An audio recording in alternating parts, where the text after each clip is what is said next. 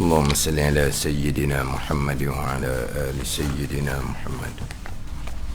أعوذ بالله من الشيطان الرجيم. بسم الله الرحمن الرحيم. الحمد لله رب العالمين، والصلاة والسلام على سيد المرسلين وعلى آله وصحبه أجمعين. رب اشرح لي صدري ويسر لي أمري wahlul 'uqdatam min lisani yafqahu qawli. Subhanaka la ilma lana illa ma 'allamtana innaka antal alimul hakim. Wala haula wala quwwata illa billahil aliyyil azim.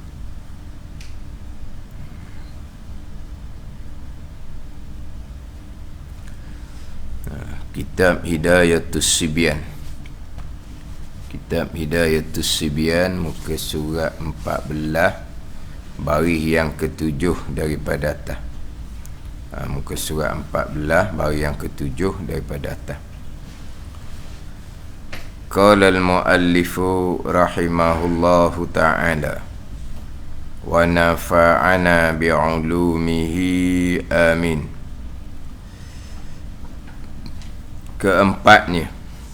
Keempat daripada 21 perkara yang membatalkan sembahyang.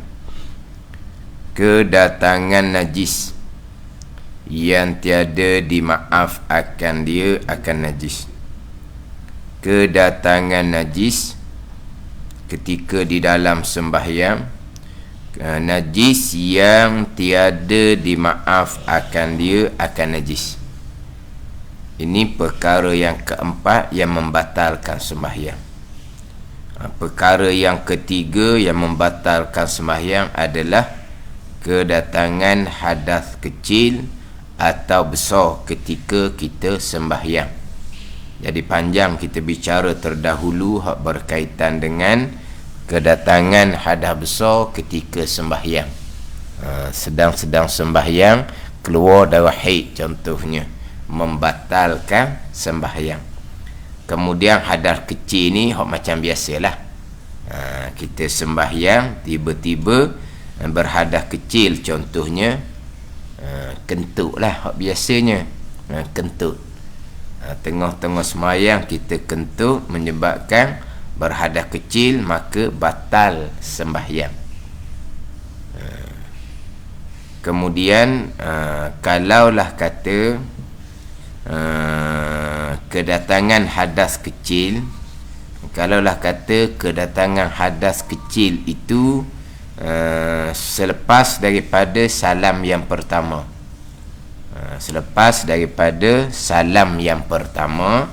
Kedatangan hadas kecil, sembahyang tak batal sebab selesai dah rukun sembahyang walaupun kita belum salam yang kedua. Jadi maknanya kita nak kentut ni, kita baca tasyahud selesai, selawat selesai, assalamualaikum je kentut. Assalamualaikum, selesailah rukun sembahyang, salam yang pertama. Assalamualaikum warahmatullah tu sunat hai'ah. Kita memberi salam kan, assalamualaikum warahmatullah. Warahmatullah tu sunat hai'ah. Hak rukun yang terakhirnya adalah assalamualaikum. Itu rukun yang terakhir. Tapi kita rukun terakhir, rukun yang ke-13, rukun tertib. Tertib tu dimaknawi sahaja. Tertib tu bermula daripada permulaan sembahyang tu kita kena tertib dah. Cuma dia letak rukun tertib tu rukun yang terakhir. Tapi rukun yang terakhir yang sebenarnya adalah salam yang pertama. Salam yang pertama, assalamualaikum. Selesai situ. Warahmatullah tu sunat hai'ah. Salam yang kedua jelaslah sunat hai'ah. Assalamualaikum. Selesai semayang. Sebab itulah ini bicara lain ni. Ini bicara lain. Kita takbiratul ihram, imam dekat-dekat dah nak salam. Memang kita masuk sembahyang ni nak ikut tu imam, nak ikut tu imam. Tapi tu imam tasyak akhir lama dah. Tu imam nak beri salam dah. Kita Allahu Akbar, ngam-ngam tu imam Assalamualaikum. Ni kelas ni. Sebab kita masa nak masuk sembahyang tu tu imam tasyak akhir dah. Jadi kita Allahu Akbar kebetulan bersamaan dengan tu imam Assalamualaikum. Kita ni nak kira masuk kepada sembahyang dengan bar barulah kita masuk sembahyang. Kemudian Assalamualaikum, kum saja kita sudah keluar daripada sembahyang, sudah dah sembahyang. Allahu Akbar, bar sahaja barulah kita masuk sembahyang. Sebab itulah kita, kalau kita mengikut imam, kita kena tunggu imam Allahu Akbar, barulah kita pun Allahu Akbar. Kalau imam ada Allah sebagai ihram, nanti imam ada Allah, kita pun Allah. Kita ikut siapa? Kita ikut imam. Imam belum dihukumkan masuk pada sembahyang lagi, maka tak sah sembahyang kita. Dia kena imam masuk sembahyang. Bila imam masuk sembahyang ni, Allahu Akbar, bar tu dimasuk sembahyang, barulah kita pun Allahu Akbar. Jadi bar masuk pada sembahyang. Assalamualaikum, kum sahaja keluar daripada sembahyang. Assalamualaikum warahmatullah, tu sunat hay'ah. Kita pergi pada masalah tadi. Kita ni makmum Allahu Akbar, mana apa? Sama dengan tu imam di bawah tu Assalamualaikum. Yang jelasnya memanglah kita tidak boleh turun dah kepada duduk tasyahud, sebab imam sudah keluar daripada sembahyang. Tetapi kita ni dihukumkan makmum ataupun tidak, itu je lah. Tapi yang jelasnya imam sudah kum sahaja, imam sudah keluar daripada sembahyang, maka dia sudah tidak boleh turun kepada tasyahud. Tapi makmum yang lewat sangat saat ni tu dihukumkan makmum ataupun tidak. Bila dihukumkan sebagai makmum, dapatlah fadilah berjemaah 27 darajah. Bila dihukumkan sebagai makmum, dapatlah fadilah berjemaah 27. Nak dihukumkan makmum, syaratnya tu imam tadi bar, kemudian makmum tadi bar, tu imam pun kum. Mana apa ni? Bar kum. Maka hak makmum tadi sah menjadi makmum, dapat fadilah 27. Kalau kumbar, maka semayang seorang diri, tak ada fadilah berjemaah. Faham tak tu? Dia kena bar kum, jangan kum bar. Tak ada faham pula. Mana pula bar kum bar. Bar kum mana apa? Kita makmum ni Allahu Akbar, kita bar dahulu, barulah kum bawah tu Assalamualaikum. Mana kita bar, barulah dia kum, kita jadi makmum dia. Tapi tak boleh turun dah, sebab dia sudah keluar sembahyang. Tapi kita dapat fadilah 27. Tapi kalau kita tu imam kum, kita baru bar atas, kita dihukumkan seorang diri, tak ada fadilah berjemaah. Kalau betul-betul serentak, kita bar imam kum serentak, khilaf antara Ibn Hajar dengan Syekh Ramli, dihukumkan makmum ataupun dihukumkan semayang seorang diri. Tapi kita terus jalan macam seorang diri dah, walaupun kita dihukumkan makmum. Tapi apabila kita dihukumkan sebagai makmum, kita dapat fadilah 27. Tu je lah. Fadilah 27 ni. Oh, jadi last minute. Bar tak mampu kum di bawah tu boleh fadilah 27. Holah. Lepas tu orang hak bersama dengan imam tu, hak takbiratul ihram bersama imam tu 27 lah. Hak ni pun 27 juga. Hak awal-awal tu untuk bila lah kita kata hak duduk belakang untuk imam 27 juga. Holah. Oh sama. Holah, mari lewat lah. 27 juga. Dah sama juga. Hak tu bila duduk belakang tu imam tu hak iqamah tu nah. Hak 27. Hak tadi bar kom di bawah 27 juga. Mari lewat ah.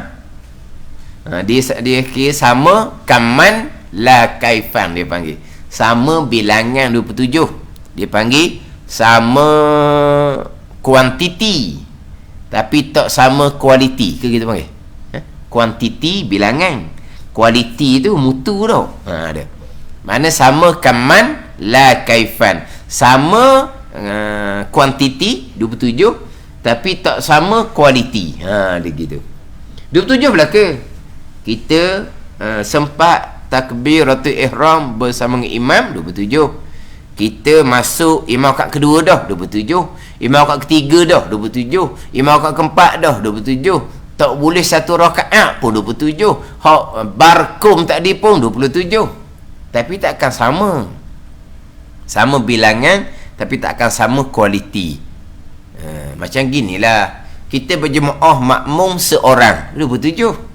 Kita berjemaah makmum 10 orang 27. Kita berjemaah makmum ratus ribu 27. Tapi takkan sama.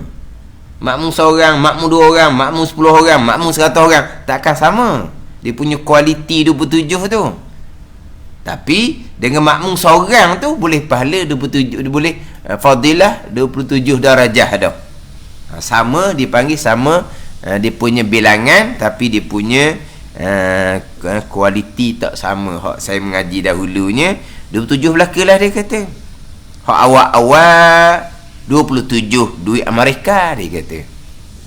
Juga dolar. Hak lewat sikit tu 27 duit Singapura. Hak lewat lagi 27 duit Malaysia. Hak lewat lagi 27 duit Thailand. Hak lewat lagi tu 27 duit Indonesia. Boleh? Boleh tak tengok bandingan? 27 belaka. 27 dolar Amerika. 27 dolar kat Singapura tau. Dolar lah. Sama duit Amerika dengan Singapura? Lama. Mahal duit Amerika. Lepas tu 27 Singapura, 27 Malaysia sama? Bilangan sama. Tapi mutu tak sama. 27 duit Malaysia, 27 ringgit duit Malaysia, 27 baht duit Thailand sama? Takkan sama. Tapi 27 baht duit Thailand pun dengan 27 rupiah duit Indonesia tu lagilah. Gitulah bandingan. Tapi nak ceritanya nak hukum makmum ni, kalau dia bar kemudian kum bawah tu, maka makmum lah. Maknanya kum saja keluar sembahyang. Jadi kalaulah kita kum, kita pun berhadas kecil, sah sembahyang kita. Sahlah sembahyang. Salam kedua tu hak tu bukan rukun sembahyang. Tapi kalau kum lagi tu kita kentut, tak sah sembahyang. Walaupun kita sedang memberi salam, tapi kentut dahulu barulah kum, maka sembahyang kita tidak sah. Ini cerita mazhab Syafi'i lah. Mazhab Hanafi, kalau berhadas kecil di hujung-hujung sembahyang belum sempat memberi salam pun tak apa dah dianya, sembahyang itu sah dah. Kita mazhab Syafi'i kena selepas daripada salam yang pertama barulah sembahyang itu sah. Kalau berhadas kecil sebelum salam yang pertama, maka sembahyang kita tidak sah, batal sembahyang kita. Cuma yang kita nak kena beringat sikit lah, selepas daripada kita salam yang pertama, kita berhadas kecil. Bila kita berhadas kecil lepas salam pertama, okey lah, sembahyang kita tu sah. Kita tak boleh nak salam yang kedua. Jangan salam yang kedua. Walaupun salam yang kedua tu bukan rukun sembahyang, tapi dia masih lagi dipanggil ekor sembahyang. dia masih lagi dipanggil kelakuan sembahyang, sebab dia adalah sunat hai'ah bagi sembahyang. Dia sunat hai'ah bagi sembahyang, mana walaupun bukan rukun, masih lagi dipanggil perbuatan sembahyang, ekor sembahyang dia panggil, kelakuan sembahyang. Kita nak salam yang kedua walaupun sunat hai'ah, tetapi dia masih lagi kelakuan sembahyang. Tiba-tiba kita sudah berhadas kecil, tiba-tiba kita sudah berhadas kecil, kita nak salam yang kedua, kita masih lagi nak melakukan rupa sembahyang, walaupun bukan rukun, tapi masih lagi ekor sembahyang, rupa sembahyang, dalam keadaan syarat sah sembahyang, suci daripada hadas kecilnya sudah tidak ada, sebab kita sudah berhadas kecil. Kita sudah berhadas kecil, kita sudah berhadas kecil, mana syarat untuk sah sembahyang sudah tidak ada. Walaupun salam kedua bukan rukun sekalipun, kita pergi buat juga, hukumnya adalah haram. Sembahyang sah, sembahyang sah, tapi hukumnya haram. Sebab apa? Sebab kita salam yang kedua, ekor sembahyang, kelakuan sembahyang, dalam keadaan syarat sah sembahyang kita sudah tidak cukup, haram lah. Ginilah ni memang kita jelas haram. Kita wuduk batal, kita sembahyang juga misalnya, apa hukum? Haram lah, sebab kita sudah sudah tidak cukup syarat sah sembahyang. Contoh, tak ada orang buat, tak ada orang kentuk dia teruskan sembahyang, tak ada. Tapi kalau nak kata dia kentuk diteruskan sembahyang, haram lah, sebab dia meneruskan sembahyang dalam keadaan syarat sudah tidak lengkap, maka hukumnya haram. Sekarang ni dia meneruskan salam yang kedua, walaupun bukan rukun, tapi masih lagi kelakuan sembahyang, perbuatan sembahyang, dalam keadaan syarat sembahyang sudah tidak lengkap, maka hukumnya adalah haram. Bahkan ada para mengatakan, lepas salam yang pertama dia kentuk, sembahyang dia tidak batal, sah sembahyang dia. Tiba-tiba digi salam yang kedua, sembahyang hak sah tadi tu bukan kata haram saja salam kedua, bahawa pada batal sembahyang. Itu pandangan ada pandangan yang kata seumpama tu. Sekarang dia salam yang pertama dia baru kentuk, maka sembahyang dia sah. Tiba-tiba di salam yang kedua pula, walaupun syarat sah sembahyang sudah tidak lengkap, pandangan muktamad haram saja, sembahyang tetap sah. Pandangan ta'im mengatakan haram serta sembahyang hak sah tadi tu jadi batal. Dia gitu. Yelah, takut kita ni memang salam 2 kali, sama-sama tak pernah salam sekali. Kita salam sekali, kita kentuk, kita rasa tak puas hati. Tak puas hatilah kita salam sentiasa 2 kali. Biar salam yang kedua lah. Biarlah, walaupun sudah berhadas kecil, hukumnya adalah haram, sebab kita meneruskan rukun ibadah dalam keadaan syarat untuk ibadah tu sudah tidak lengkap. Ada ni. Contoh dia beginilah. Ini masalah lain, masalah puasa. Masalah puasa, dia petang dah, kira pukul 5 ke pukul 6 ke petang dah, keluar darah haid contohnya, keluar darah haid. Bila keluar darah haid, maka puasanya batal. Sebab di antara perkara yang membatalkan puasa adalah keluar darah haid, keluar darah nifas. Itu di antara perkara yang membatalkan puasa. Sebab syarat sah puasa suci daripada haid dan nifas. Syarat sah puasa suci daripada haid dan nifas. Kita sembahyang lain, kita sembahyang syarat wajib sembahyang suci haid suci nifas. Dia puasa lain, suci haid suci nifas bukan syarat wajib, syarat sah. Sebab itulah perempuan yang haid dan nifas, kewajipan puasanya tidak gugur, sebab tidak ada syarat wajib puasa suci haid suci nifas. Adapun syarat wajib sembahyang suci haid suci nifas. Kedatangan darah haid dan nifas gugur kewajipan sembahyang. Dia gitu. Sebab syarat wajib sembahyang suci daripada haid dan nifas. Ada haid gugur kewajipan sembahyang, tak kena qada. Dia berbeza dengan puasa. Puasa suci daripada haid dan nifas tidak ada di syarat wajib puasa. Syarat wajib puasa apa dia? Islam. Orang kafir tak wajib puasa. Syarat wajib puasa orang baligh. Orang gila tidak wajib puasa. Orang gila tak wajib puasa. Syarat wajib puasanya baligh. Kanak-kanak tak wajib puasa. Syarat wajib puasanya mutikun ala saum. Kuasa berpuasa.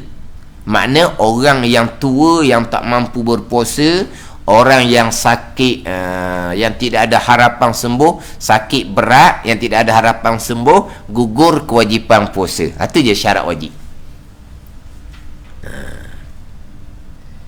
Adapun syarat wajib sembahyang ada tak? Mutikun ala salah, kuasa atas sembahyang tidak ada. Sebab apa? Sebab sembahyang kuasa dalam keadaan macam mana sekalipun. Habis tua, sakit tenak, tinggal kulit, tinggal tulang, sembahyang tetap kuasa. Sembahyang tetap kuasa. Sakit sebagaimana habis sakit sekalipun, sembahyang tetap kuasa. Berdiri tak kuasa, duduk tak kuasa, mengiring tak kuasa, melentang tak kuasa, meniarak tak kuasa, orang kubur lah. Ada dah tu. Kemudian melentang, meniarak ke, rokok sujud isyarat dengan kepala, angkat kepala sedikit, kepala tak boleh bergerak. Rokok sujud pejam mata, isyarat dengan pejam mata. Mata pun rapat dah, tak boleh buka dah mata. Memperlakukan solat dengan hati. Makna apa? Sembahyang dalam keadaan macam mana pun pasti kuasa sembahyang. Sebab tu dia tak ada. Sebab apa dah sembahyang? Tak gerok, tak kuasa, tak larat, sakit sangat. Tak ada alasan tu. Dia sembahyang ni bertambah uzur, bertambah mudah sembahyang. Bertambah lemah, bertambah mudah sembahyang. Dah berdiri, kepada duduk, kepada mengiring, kepada melentang, isyarat dengan kepala, isyarat dengan mata, memperlakukan sembahyang dengan hati. Kewajipan sembahyang tidak akan gugur selagi ni berakal. Dia beza dengan puasa. Puasa ni sehari, pagi, pakai, petang. Maka dia ada syarat wajib puasa, mutikun ala saum, kuasa atas puasa. Orang tua yang tidak mampu berpuasa, orang sakit berat yang tidak ada harapan sembuh, yang tak mampu berpuasa, gugur kewajipan puasa, ganti dengan fidyah beras cupak sehari. Itu bab puasa. Tidak ada di syarat wajib puasa suci dari haid dan nifas. Sebab tu orang haid orang nifas tak gugur kewajipan puasa, dia kena qada kemudian. Tetapi suci di haid dan nifas duduk di syarat sah puasa. Mari haid mari nifas batal puasa. Dia gitu. Faham tak tu? Dia beza tu. Adapun syarat sah sembahyang suci daripada hadas besar. Syarat sah puasa suci daripada haid dan nifas. Syarat sah sembahyang suci daripada hadas besar. Dia beza gitu. Kena beza molek. Jadi mari haid mari nifas maka batal puasa. Tiba-tiba mari haid mari nifas ni petang dah. Maknanya tengah-tengah bersiap untuk berbuka puasa, keluar darah haid, maka batal lah puasa. Sudah tidak lengkap syarat sah puasa. Tiba-tiba kosak di hati dia, oleh kerana tinggal sejam je lagi, tinggal setengah jam je lagi, kosak di hati dianya, dia nak meneruskan puasa yang syarat sahnya sudah tidak cukup, hukumnya haram. Macam tadilah, dia nak salam yang kedua dalam keadaan syarat sah sudah tidak lengkap. Sebab dia sudah kentut, dia sudah berhadas kecil, dia nak salam kedua juga, maka hukumnya haram. Sebab dia meneruskan rupa solat dalam keadaan syarat sah solat sudah tidak lengkap. Dia nak meneruskan ibadah puasa, tak kira sejam ke lagi, setengah jam ke lagi, dia nak meneruskan ibadah puasa dalam keadaan syarat sah puasa dia sudah tidak lengkap. Sebab apa? Sebab syarat sah puasa suci daripada haid, suci daripada nifas. Datang je darah haid, datang je darah nifas, puasa dia batal. Tapi dia nak meneruskan juga puasa dia, sebab ada sejam je lagi, ada setengah jam je lagi. Kosak di hati dia seumpama tu, hukumnya haram. Sebab dia beribadah, dia bersepakai dengan ibadah yang sudah rosak, yang sudah batal ibadah ni. Tetapi kalaulah kedatangan darah haid, puasa dia batal. Kalau setakat dia kata Allah sayang, dah lapar sehari dah, tinggal sejam lagi, tinggal setengah jam je lagi, tiba-tiba mari darah haid, dah lapar sehari, tinggal sejam, tinggal setengah jam, tinggal 10 minit, mari darah haid, batal puasa. Dah lapar sehari tu macam mana? Nanti kotak sejam sudah lah. Nah, macam mana? Kotak setengah jam sudah lah. Jangan pelik kotak sehari lah. Jangan pakai betul benar. Balik waktu di rumah berat lah. Balik ajar kau pulang di rumah. Kalau dah petang dah baru mari haid, tak payah kotak sehari. Kotak untuk lepas mari tu sejam ke 2 jam ke? Siap lah. Kerana dah ya lapar sehari dah, kena kodok sehari, kena kodok sehari. Lepas tu sayangnya tak ada apa kata sayang tu, tapi di hati dia tak ada dah puasa, dah batal dah. Tapi dia apa dak makan tak minum, nak makan nak minum tak boleh, takkan nak makan minum depan anak. Tak nak makan minum ni kena lihat depan anak. Anak hok pandai dah tak apalah, anak hok pandai lagi ni. Satu hal pula nak jawab ke dia ni. Apa tu kita pun pakai, tak apalah, kita makan bersekali dengan orang berbuka puasa, okey je, tak ada masalah. Sebab dia bukan meneruskan puasa, dia hanya tak makan je. Hak haram ni kosak di hati dia, tinggal sejam je lagi, tinggal setengah jam je lagi, alah kita pakai puasa jugalah, sejam lagi biar cukup sehari, kita kira puasa jugalah, setengah jam je lagi untuk cukup sehari. Dia kosak di hati dia gitu, barulah hukum dia haram. Tapi kalau dia tidak kosak nak meneruskan puasa, tapi dia tak makan tak minum, tak ada apa-apa pun. Tak ada apa-apa. Kosaknya dah puasa dah, batal dah, cukup lah.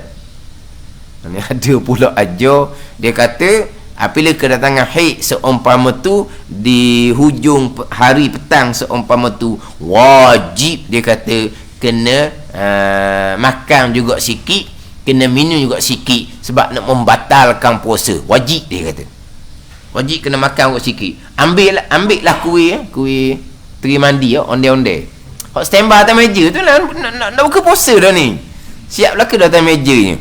Kena ambil puteri mandi, teri mandi dah, kita panggil teri mandi. Nama dia puteri mandi ke? Nama standard dia, nama betul dia, nama dia puteri mandi.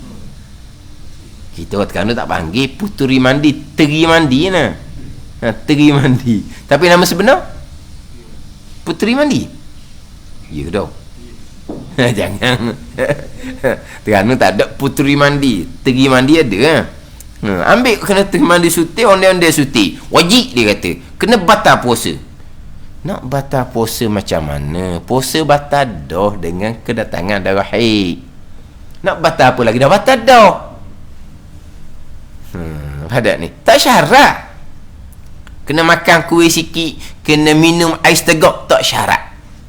Cuma jangan kosak di hati nak meneruskan puasa juga, nak lengkapkan sehari. Sebab apa? Sebab batal dah. Syarat jangan gitu, tu je. Tapi kosak dak puasa ni macam mana? Tu payah orang ni. Ambil kuih suti makan biasa gitulah magali dah. Dah. Sekarang ni kosak di hati dak puasa dah. Macam mana nak kosak di hati dak puasa? Saja aku dak puasa kerana haid mari last minute gitu. Tanya nak kosak macam mana dak puasa, ambil kuih suti makan. Sahih lah tu tak puasa. Walhal sahih dah tak puasa. Sebab puasa sudah batal dengan keluar darah haid. Tapi payah nak kira, minum air kot setegak, ya sahih. Tapi tak ada ke perempuan, tak ada di hati dia nak teruskan puasa walaupun batal, tak ada. Tapi kalau ada seumpama tu, hukumnya haram. Sebab apa? Sebab dia meneruskan ibadah puasa dalam keadaan syarat sahnya sudah tidak lengkap. Macam tadi lah, dia sudah kentut, dia salam yang kedua juga. Di mana pun dia meneruskan rupa sembahyang dalam keadaan syarat sah sudah tidak lengkap. Sebab dia sudah kentut, sudah berhadas kecil. Hukumnya haram. Sebab takut apa? Sebab kita pesen kita dah. Kalau memang salam 2 kali, salam 2 kali, salam 2 kali, salam sekali, kentut, tak sedap main duk salam sekali, tak pernah-pernah. Oh. Kaji juga time-time malas salam sekali. Tak ada. Dua kali semua lah. Malah tak malah nak cepat pun 2 kali. Tak buat salam sekali. Kira macam dia wajib pula tu. Tak ada orang kata wajib. Tapi kalau kita kata kau macam wajib je. Dia kecil-kecil tu. Jadi kalau tak ngaji molek, letak wajib pun tak tahu kan.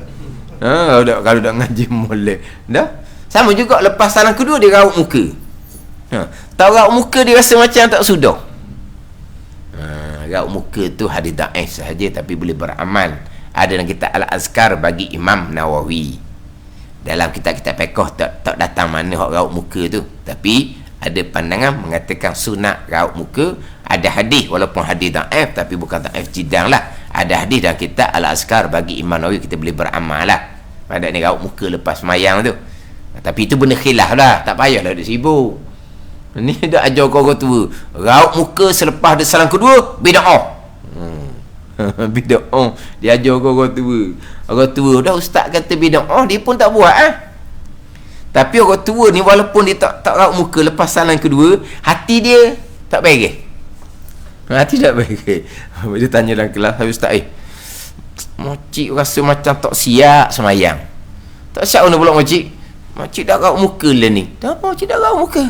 Dah ada ustaz mengajar bid'ah, dia kata. Lepas tu makcik dah raut dah, dia kata bid'ah. Lepas tu tak sedap, dia kata rasa macam tak sudah. Dah makcik ni raut muka daripada budak lagi. Dia kata dia budak tu. Salam pertama, salam kedua dah raut, dia rasa macam tak sudah Macam orang dah isap rokok lepas makan rokok macam ni. Ke mana? Dah sudah makan. Dia kata macam dah sudah je, dia kata. Dah makcik raut lah.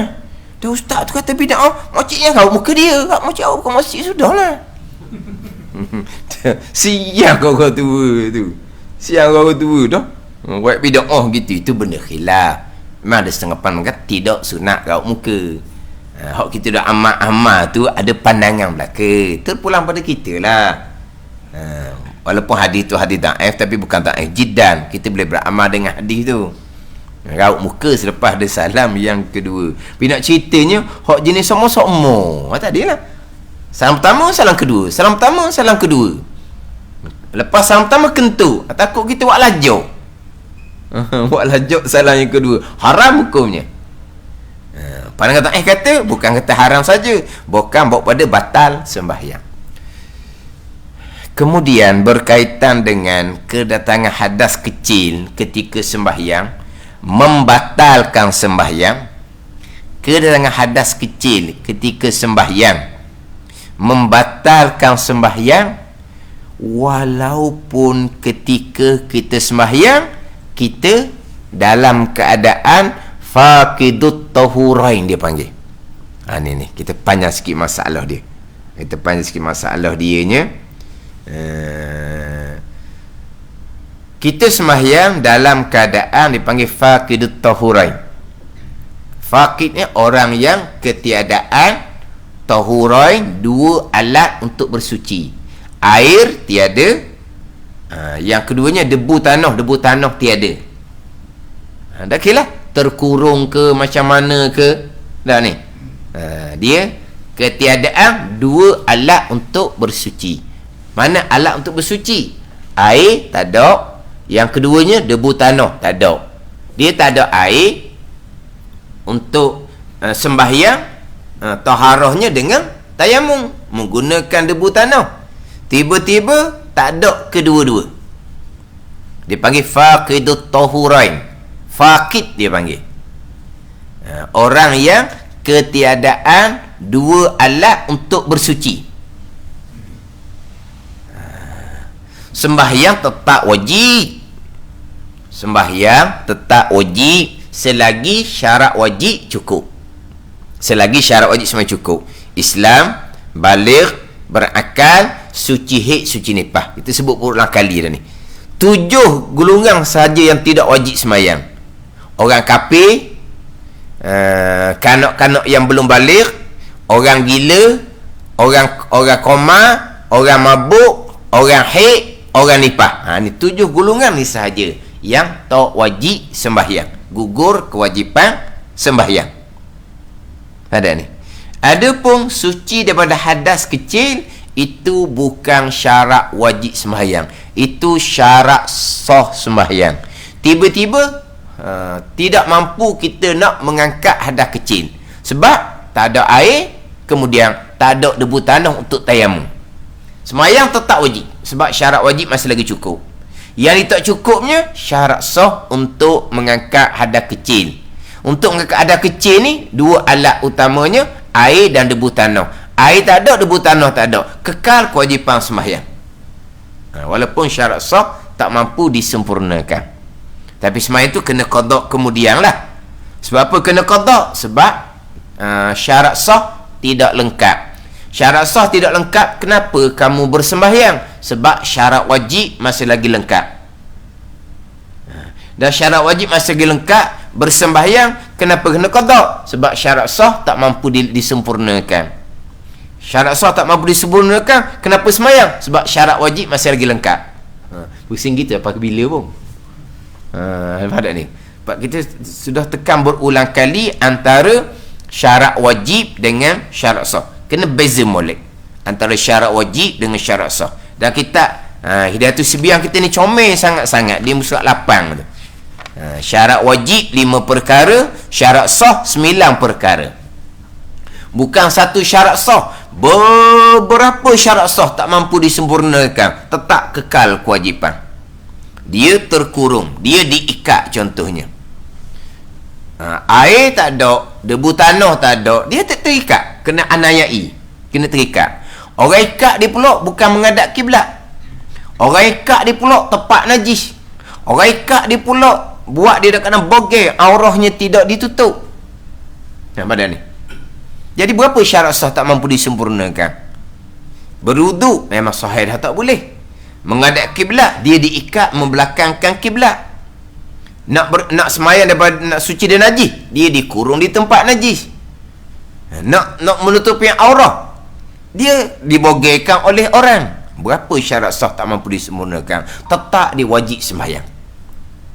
Sebab tak cukup syarat sah, tidak menggugurkan kewajipan sembahyang. Ada ni. Sehingga kan kalau dalam keadaan dia dianiayai seumpama tu, kalau orang hok aniayai dia tu orang kafir contohnya, kalau nampak je kamu sembahyang juga, aku bunuh kamu, maka dia wajib memperlakukan sembahyang dengan hati.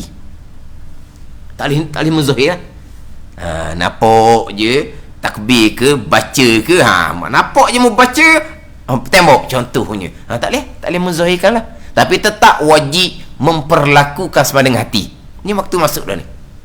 Baca dengan hati ya. Takbir dengan hati, baca Fatihah dengan hati. Kita nak membaca mulut, dia tembok sebab dia kata dah, bu nampak je mulut baik mulut, nak tembok. Contoh. Tapi kalau tak ada seumpama tu, tetap wajib sembahyang. Dah terikat tu, rokok tak boleh, sujud tak boleh, isyarat sahaja. Tapi nak cerita kekal kewajipan sembahyang. Berapa syarat sah yang tak ada situ? Berwuduk memang awal-awal tak ada. Kiblah memang terikat membelakangkan kiblah. Najis tempat dia kena kurung tu najis dah. Menutupi aurah mana dia bogelkan contoh. Berapa syarat sah yang tak mampu disempurnakan, sekalipun selagi syarat wajib cukup, selagi berakal, selagi tu wajib sembahyang. Jadi sekarang kita balik kepada persoalan dia, faqidut tahurain, tidak ada air untuk berwuduk, ganti dengan tayamum debu tanah pun tak ada, dia panggil faqidu tahurain, wajib dia sembahyang. Orang panggil sembahyang ra'i waktu, dia sembahyang ra'i waktu tu atas panggilan lah. Dia bila masuk waktu, syarat wajib cukup, wajib sembahyang dalam waktu tu, walaupun syarat sah tak mampu disempurnakan, tapi kena qada pula kemudian. Tapi sekarang ni dia sembahyang dalam keadaan tak ada air sembahyang, tak ada tayamum, tak ada air sembahyang, tak ada tayamum. Sebab tadilah faqidut tahurain, orang yang ketiadaan dua alat yang untuk bersuci, dia pun sembahyang. Dalam dia sembahyang tu kentuklah dianya. Kentut pun dia bukan ada wuduk pun. Tak ada. Dia tak ada wuduk ni sekarang ni kan. Air tak ada untuk berwuduk. Ganti dengan tayamum, dengan debu tanah. Tanah pun tak ada. Dia tak ada air, tak ada debu tanah. Dia sembahyang dalam keadaan dia berhadas kecil. Wuduk dia tak ada.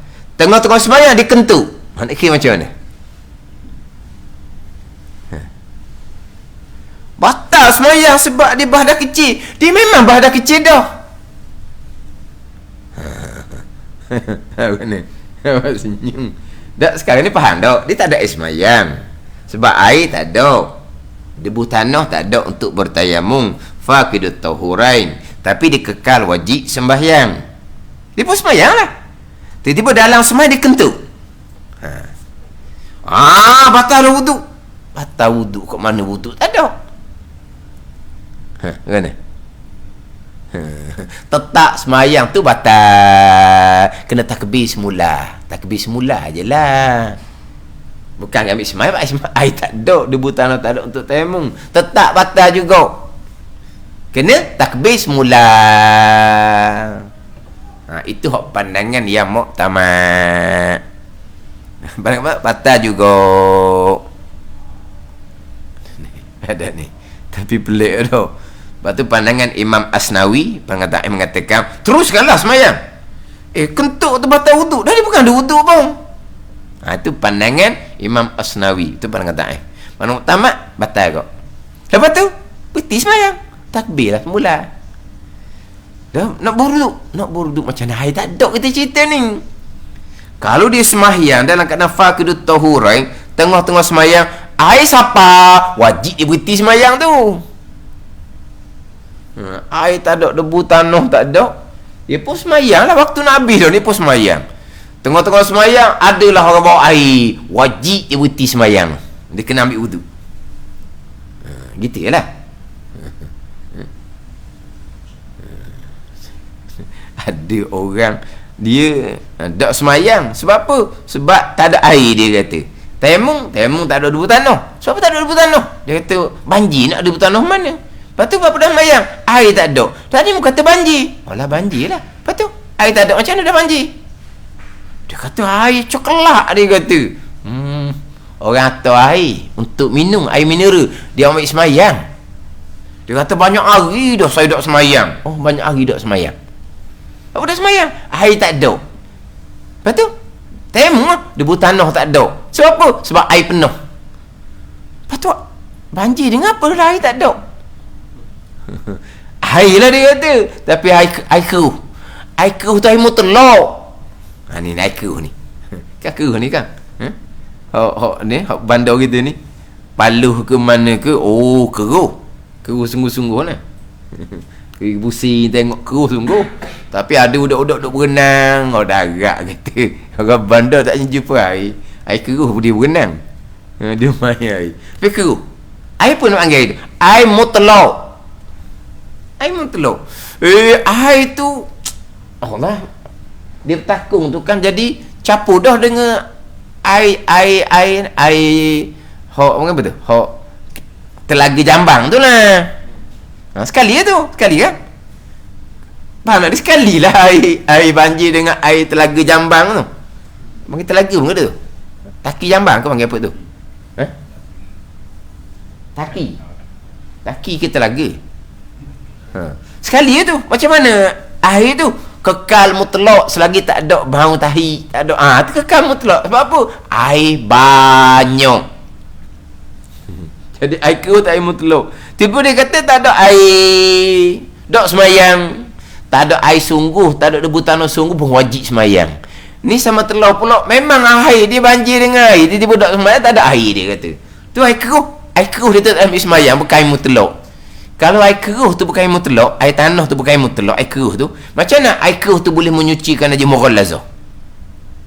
Kalau kita menyucikan najis mughallazah kan, air jernih 6 kali, air keruh, air tanah sekali. Macam mana air tanah tu boleh menyucikan najis mughallazah? Mana air mutlak lah. Lepas tu dia boleh menyucikan najis mughallazah. Tapi kalau betul lah ni tak ada air sekalipun, tak ada debu tanah sekalipun, tetap wajib sembahyang. Dia panggil sembahyang faqidut tahurain, orang yang ketiadaan dua alat untuk bersuci, air dan juga debu tanah. Semayang, kalau mari air, maka wajib berhenti semayang untuk berwudu. Dalam tengah-tengah semayang, tiba-tiba kentut, batal juga semayang. Kena berhenti semayang, kena takbir semula. Itu hak pandangan yang muktamad. Pelik tau. Kita nak kata macam mana? Kalau ikut akal kita kok, kentut menyebabkan berhadas kecil. Berhadas kecil menyebabkan batal semayang. Sekarang ni kita semayang dalam keadaan berhadas kecil. Kentut tak ada kena-kena lah kira dah. Tak. Batal juga. Maksudnya tamat batal, dia kena takbir semula, semayang semula. Jadi istilah-istilah tu kena ingat lah. Faqidut tahurain, orang yang ketiadaan dua alat untuk bersuci. Daimu hadasin, orang yang berkekalan hadas. Contohnya perempuan istihadah. Darah istihadah keluar sedikit-sedikit tu menyebabkan dia berhadas kecil. Orang dedah kecil tak keluar, dia panggil orang yang berkekalan hadas kecil, dipanggil daimu hadasin. Tu daim hadas. Hak tadi ni faqidut tahurain, orang yang ketiadaan dua alat untuk bersuci, tak ada air, tak ada debu tanah. Kena ingat juga tu faqidut tahurain. Hak biasalah selaginya daimu hadasin, dia panggil orang daim. Ni dia panggil orang yang faqid, dia panggil orang yang faqid, faqidut tahurain. Orang yang daimu hadasin. Jadi kita ni sambung balik yang ketiga yang membatalkan sembahyang, kedatangan hadas kecil atau besar. Keempatnya, kedatangan najis yang tiada dimaafkan, dia akan najis. Ada najis yang tidak dimaafkan pada sembahyang, ada najis yang dimaafkan pada sembahyang. Kita bicara panjang dahulu hak berkaitan dengan bahagian-bahagian najis. Ada yang langsung tidak dimaafkan pada sembahyang, air kencing, tahi contohnya, tengah sembahyang cicak berok atas tubuh kita, itu najis yang memang tidak dimaafkan. Ada najis tapi dimaafkan, umpama darah tengah-tengah sembahyang, tengok-tengok ada darah pacak, maknanya kain pelekat kita penuh dengan darah pacak, itu najis juga, tapi najis yang dimaafkan. Sembahyang kita tetap sah, sebab itu najis yang dimaafkan. Hak batal yang keempatnya adalah kedatangan najis yang tiada dimaafkan akan dia. Wallahu a'lam. Bismillahirrahmanirrahim. Alhamdulillahirabbil alamin. Wassalatu wassalamu ala sayyidil mursalin wa ala alihi wa sahbihi ajma'in. Allahumma iftah alaina futuhal arifin. Allahumma allimna ilma akdamin wa fahimna famasabikin warzuqna ruqat talibin. Allahumma zidna ilma wa alhiqna bis salihin. Wa sallallahu ala sayyidina Muhammad wa ala alihi wa sahbihi wa sallam. Walhamdulillahi rabbil alamin.